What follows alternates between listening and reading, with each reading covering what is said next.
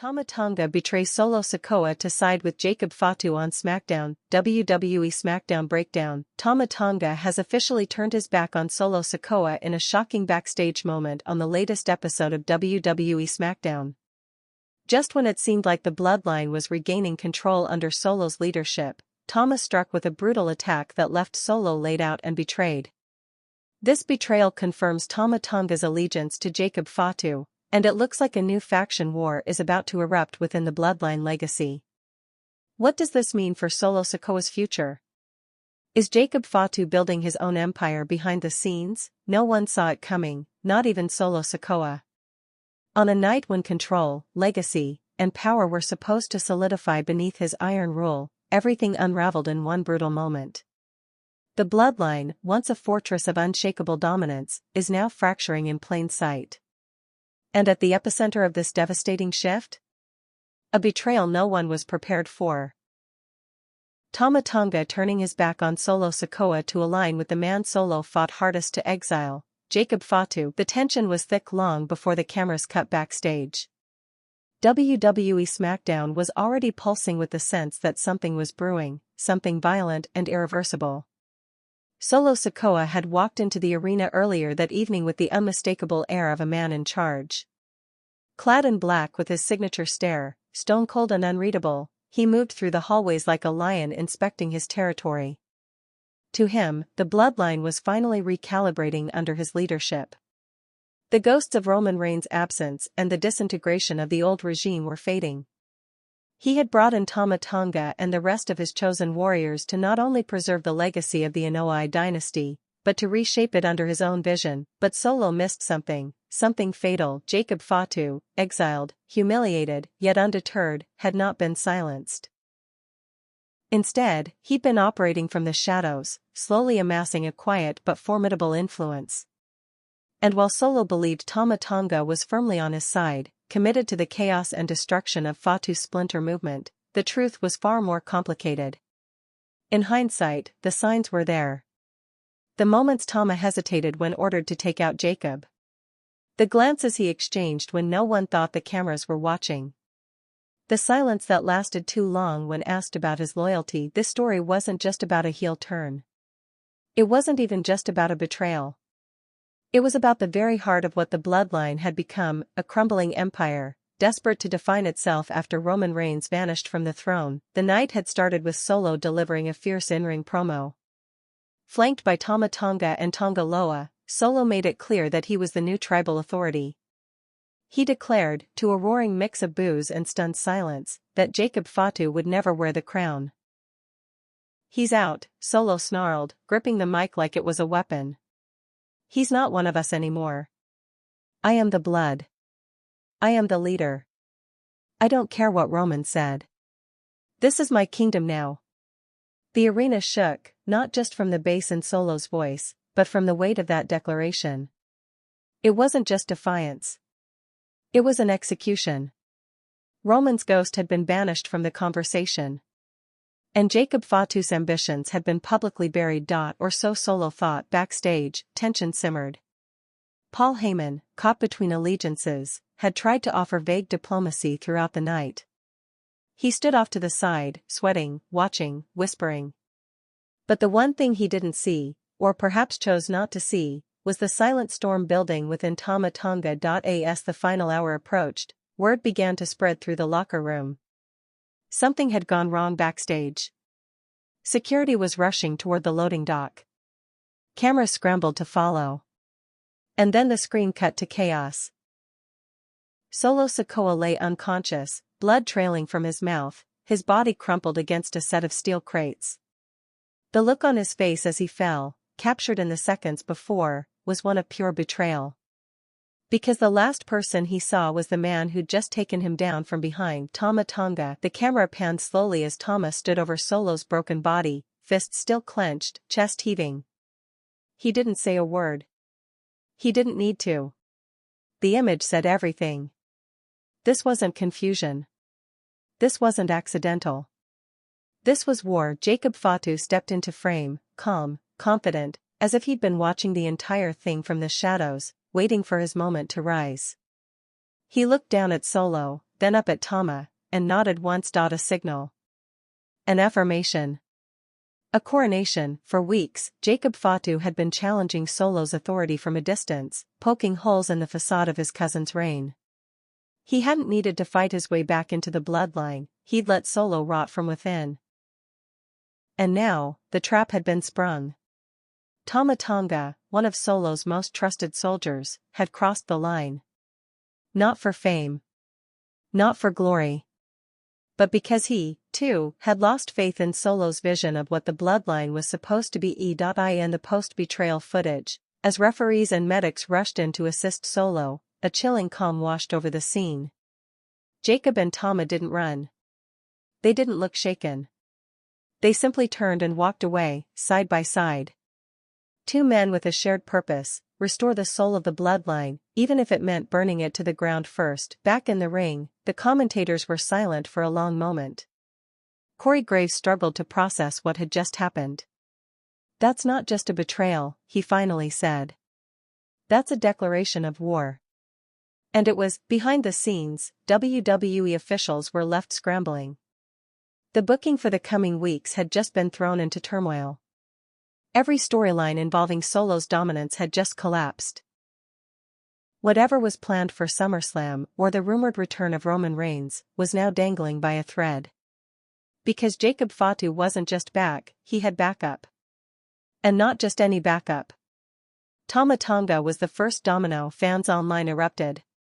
Social media flooded with reactions, disbelief, and memes. #TamaTurns trended globally within 15 minutes. The WWE Universe, stunned by what they had just witnessed, debated one question over and over again: why would Tama Tonga, who had stood beside Solo through months of war, suddenly switch sides? Was it ambition? Was it ideology? Or had Solo finally pushed him too far? Insider reports began leaking details that told a more complete story. Apparently, friction between Solo and Tama had been building behind closed doors. Tama had reportedly grown frustrated with Solo's increasingly reckless leadership. While Solo was focused on wiping out opposition and enforcing dominance, Tama wanted unity. He believed Jacob Fatu could still be reasoned with. And when Solo refused to listen, choosing brute force over diplomacy, Tama started having conversations of his own. Conversations with Jacob. Sources claim the two met secretly weeks ago, away from WWE cameras, away from locker room eyes. A reconciliation was discussed. Trust was tentatively rebuilt. And a plan was set in motion. Not just to take down Solo, but to reclaim the bloodline from what it had become, a dictatorship masquerading as legacy. And now, in one calculated act, the foundation has shifted. The aftermath was immediate. WWE issued a backstage medical update that Solo Sikoa was being evaluated for head trauma and would not compete for at least a week. But it wasn't the medical report that shocked the fans, it was the silence from Solo himself. No tweet. No statement. No post-show footage. Just silence. Meanwhile, Jacob Fatu posted a chilling message to his Instagram story: "You forgot who built this bloodline." "We never did." Tama reposted it. No caption.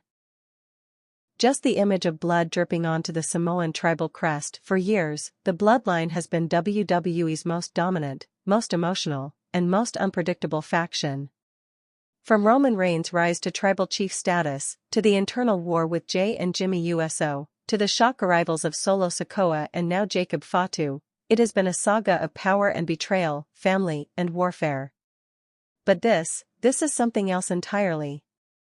This is an internal collapse, the kind that can't be repaired with handshakes or matches. This is war within the blood. The question now looms: what happens next? Jacob Fatu has Tama Tonga. That's not just another ally, that's a weapon. And with Jacob now slowly stepping into the role once held by Roman, the cracks in the family are no longer surface level. They're deep. They're structural. And if Solo Sikoa doesn't recover quickly, not just physically, but mentally, he could lose everything he fought to take. But there's another wrinkle in this story. Where does Roman Reigns stand? Rumors have swirled for weeks that Roman has been watching from the shadows, waiting for the right moment to return and reclaim his position.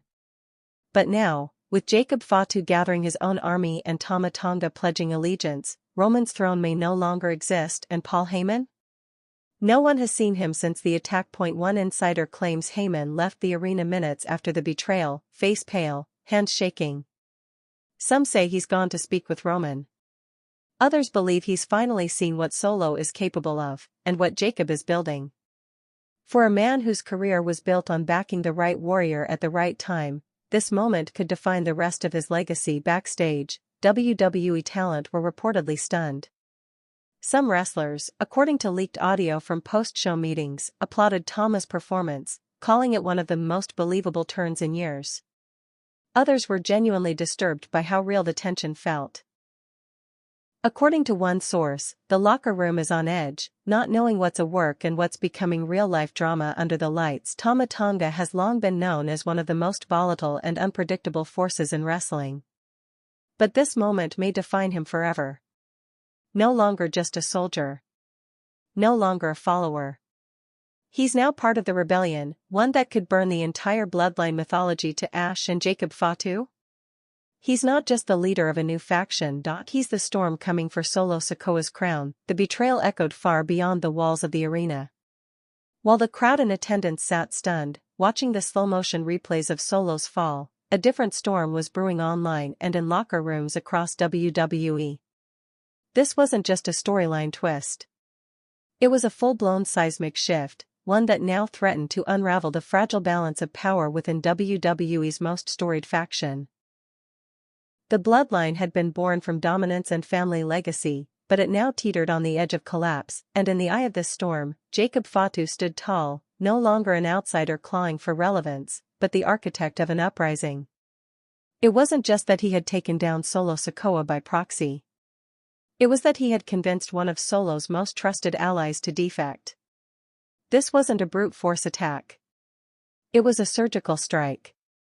One that exposed how deeply Solo had misjudged the loyalty of his own inner circle. The days following the betrayal saw no signs of reconciliation. WWE's official programming made no attempts to water it down. In fact, the company doubled down. They released exclusive backstage footage, uncut and raw, of Solo regaining consciousness after the attack. His expression wasn't confusion. It was devastation. A slow, agonizing realization spreading across his face as officials helped him to his feet. He didn't ask what happened. He asked, "Where's Tama?" There was no answer elsewhere. A cryptic vignette aired on WWE's digital platforms. Jacob Fatu, sitting in darkness, his voice low and deliberate. "When you let the wolves guard the throne," he said, "don't cry when your blood stains the floor." His eyes burned with intent. Solo thought this was his empire. Nah. He was just warming the seat. No title, no promo, no schedule. Just a warning, and it landed, because for the first time since Roman Reigns disappeared, the WWE universe sensed something they hadn't felt in months: uncertainty. The kind that can't be booked. The kind that comes when a storyline stops feeling like fiction and starts bleeding into something raw and real. Backstage, Paul Heyman's absence spoke volumes. Once the voice of reason, the manipulator who kept the Bloodline aligned through every storm, he had now vanished. Some speculated he was in contact with Roman. Others believed he was meeting with WWE executives, lobbying to restructure the narrative before it completely spun out of control. But whatever the case, Heyman's silence only added fuel to the fire. Because where there's no counsel, chaos tends to rule.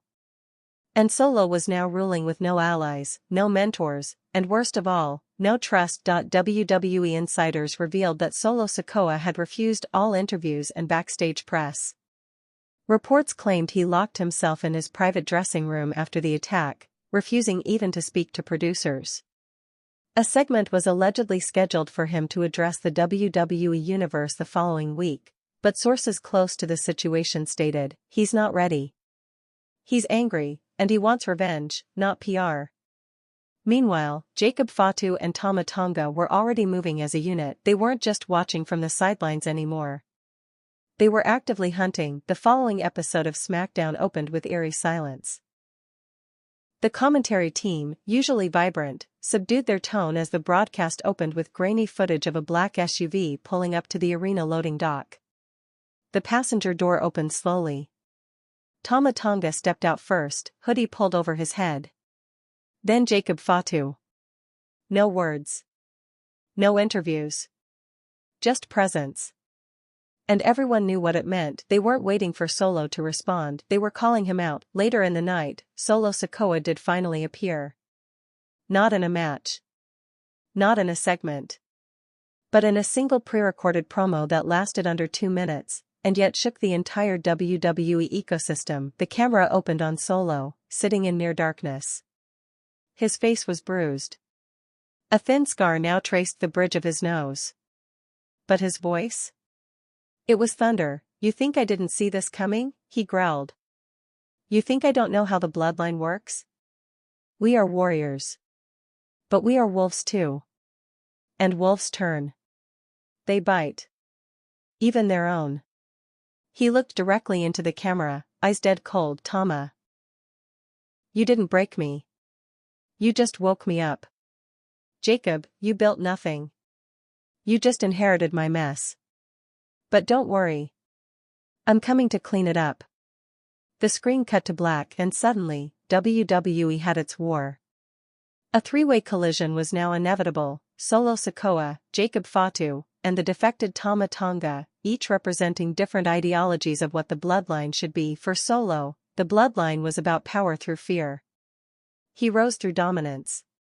He believed in crushing dissent before it grew teeth. Roman's absence had taught him one thing: compassion is weakness. And his leadership style followed that creed like gospel. For Jacob Fatu, the bloodline was a spiritual lineage. It was about legacy, not dictatorship. His alliance with Tama Tonga wasn't built on fear. It was built on belief. That the Anoa'i name wasn't just a brand, it was a responsibility. And in Solo's chaos, Jacob saw betrayal of that purpose. For Tama Tonga, this wasn't just about who wore the crown. It was about who deserved it. His decision to turn on Solo wasn't spontaneous. It was moral. In Solo's obsession with wiping out threats, Tama saw the rise of another tyrant, not a tribal chief, but a dictator with no respect for family or foundation. What makes this unfolding civil war even more explosive is what it means for the rest of WWE's landscape, because a broken bloodline doesn't just impact those within it, it affects every championship, every faction, every locker room. Already, factions like the Judgment Day and Imperium are reportedly watching closely. Seth Rollins, who has battled the bloodline for over a year, posted a cryptic tweet shortly after the betrayal aired: "The devil doesn't need to swing when the wolves are already eating each other." Even Cody Rhodes, who had once stood on the opposite end of the bloodline's warpath, commented during a backstage interview that sometimes legacy must be earned, not handed down. Maybe they're finally learning that lesson. And yet, amidst all the chaos and commentary, one name keeps surfacing. Roman Reigns. Where is he? Some say he's watching from his home in Florida, waiting for the dust to settle. Others believe he's waiting for the perfect moment to return and remind them all who really leads this dynasty. But with every passing week, with every betrayal, every cryptic message and backstage assault, the question becomes more complicated, because when Roman does return, who will he choose? Does he side with Solo, the hand-picked heir who has now alienated nearly everyone, or does he lean toward Jacob Fatu, who despite breaking rank, still fights in the name of bloodline preservation? And what of Tama Tonga? Is he now a kingmaker?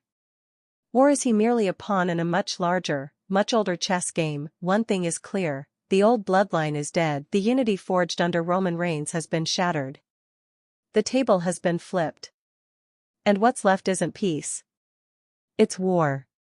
Not just for dominance, but for identity. For legacy. For truth. And WWE has never been more unpredictable.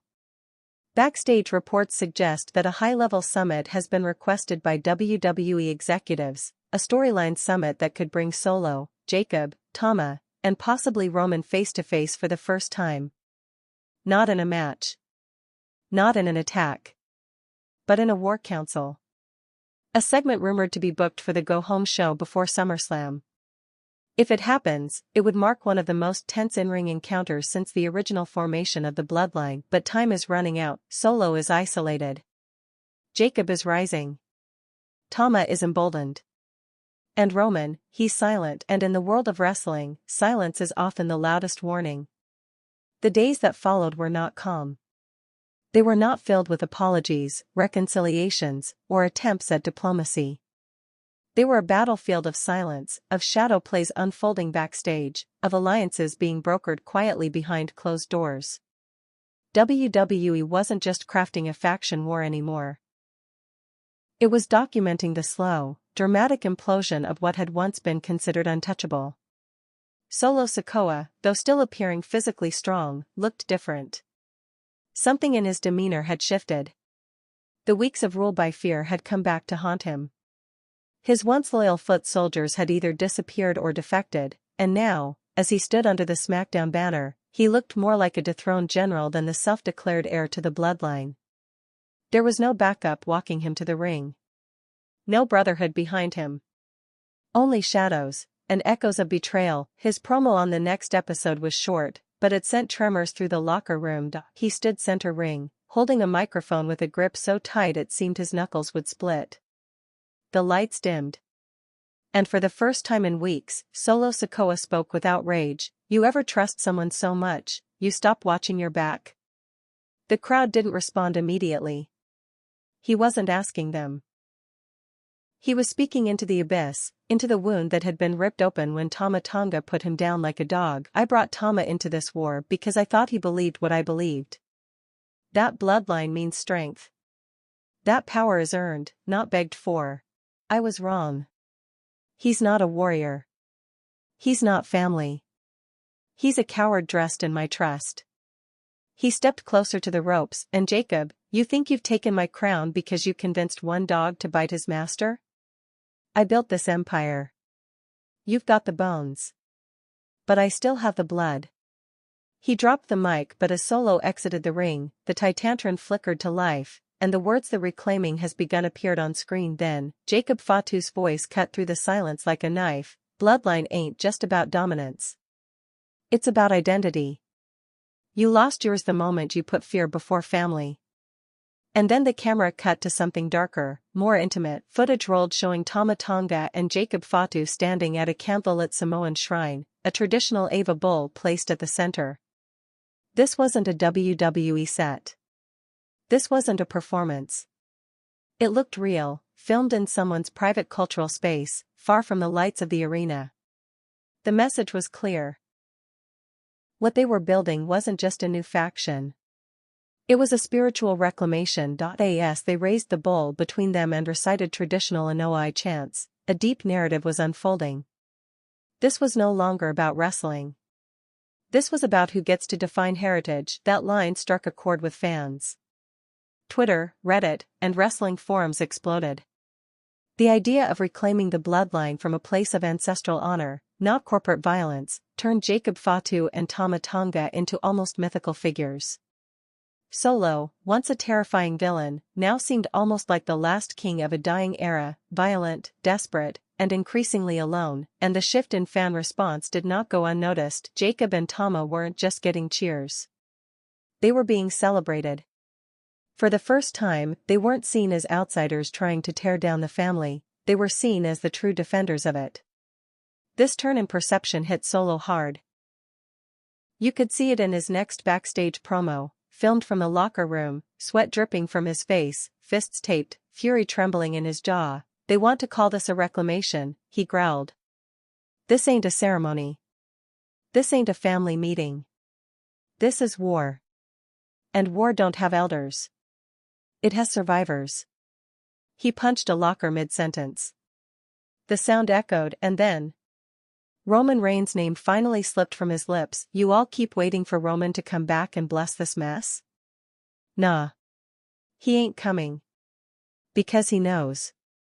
He knows the second he steps back in this, I'll have to put him down too. That was the first time Solo had publicly drawn a line in the sand against Roman Reigns. Up until now, Solo's defiance had been unspoken, implied in his rise to power, in his dismissal of Roman's approval, in his attempt to forge the bloodline into a brutal regime under his own control. But now, it was spoken. Clear. Roman wasn't the tribal chief anymore in Solo's eyes. And if he returned, he'd be just another opponent. This development rippled across the wrestling world like an earthquake, because now, it wasn't just Tama versus Solo. It wasn't even Jacob versus Solo. It was the entire legacy of the bloodline threatening to fracture into three competing ideologies: Solo Sikoa, power without emotion. Survival over loyalty. A kingdom forged in pain, not lineage. Jacob Fatu and Tama Tonga, tradition, honor, ancestral truth. A return to roots, to the family name as a sacred covenant, not a weapon. Roman Reigns, the absentee king, the one who claimed to be the head of the table, now possibly displaced in a war he may no longer control. And all of this is leading to a single, burning question that has not yet been answered on WWE programming: where does Jey Uso stand? Because if there's one man who understands betrayal, family fractures, and the weight of blood, it's main event Jey. And for weeks, he has remained silent, neither siding with Solo nor appearing in scenes with Jacob or Tama. Fans have begun speculating that his return, if and when it happens, could tip the scales of this war entirely. Will Jey return to back Solo, despite their past wounds, or will he align with Jacob and Tama, fighting to resurrect the soul of the bloodline instead of just its shell? Or will Jey walk alone, again, as the next SmackDown approaches? The rumor mill is ablaze with whispers of a face-to-face confrontation finally being scheduled between Jacob Fatu and Solo Sikoa, without cameras, without Paul Heyman, without referees. Just words. Just legacy. Just truth. Some say this confrontation will happen in the ring, others believe it will unfold in a pre-taped vignette set in Samoa, returning to the very roots of their shared heritage. Either way, one thing is now certain: the bloodline, as the WWE Universe once knew it, no longer exists. In its place are ghosts, warriors, and would-be kings, each one claiming to be the true heir, each one willing to sacrifice blood to prove it. And all of us? We're just waiting for the next move. The silence before the storm didn't last long. AS SmackDown went live from an arena pulsing with anticipation. WWE cameras captured a moment that wasn't on the rundown, an unscheduled cut to a dimly lit backstage corridor. There was no music. No commentary. Just a shaky camera feed focused on a lone figure walking slowly toward the camera. It was Jey Uso, draped in a hoodie, eyes low, hands tucked in the pockets of his sweats. Jey walked with the weight of a man who had seen too much, and who was about to witness even more. His presence sent the crowd into a frenzy. The man who had once carried the bloodline on his back through Roman Reigns' tyranny, who had warred against his own brother, who had bled for legacy, stood now at the precipice of a new civil war. He didn't speak. Not yet, but his arrival told the audience one thing with brutal clarity: the time for choosing sides had arrived, and Jey Uso wasn't going to stay on the sidelines for much longer. Back in the ring, the show had promised a confrontation, and WWE delivered. The lights dimmed. The crowd fell into a hushed murmur. And then, slowly, two shadows emerged from opposite ends of the arena: Solo Sikoa from the ramp, Jacob Fatu from the crowd. No music. No pyro. Just two men walking with purpose, eyes locked, their steps echoing in syncopation with the roar of history behind them. When they finally met in the center of the ring, it wasn't an explosion, it was a stare down. Two lions, neither blinking. Two kings, neither bowing. And then, for the first time, they spoke without fists. "You think I forgot who you were, Jacob?" Solo began, voice low and coiled with rage. "You think just 'cause you talk about ancestors and honor, you're the one they'd choose? You left. You disappeared. I stepped up. I led when nobody else did. Jacob didn't flinch. I didn't leave. I was pushed. You know it. Roman knew it. I didn't abandon the bloodline. I protected it. From men like you." Solo scoffed. "Men like me? You mean warriors? You mean survivors?" Jacob shook his head. "No. I mean men who mistake fear for loyalty. You think if you break bones, people will follow. But all you've done is break the family. The crowd leaned in, hanging on every syllable. Jacob took another step forward. You wanna wear the crown? Fine. But you better remember, real kings don't need to remind people they rule. They just do. And the people choose them.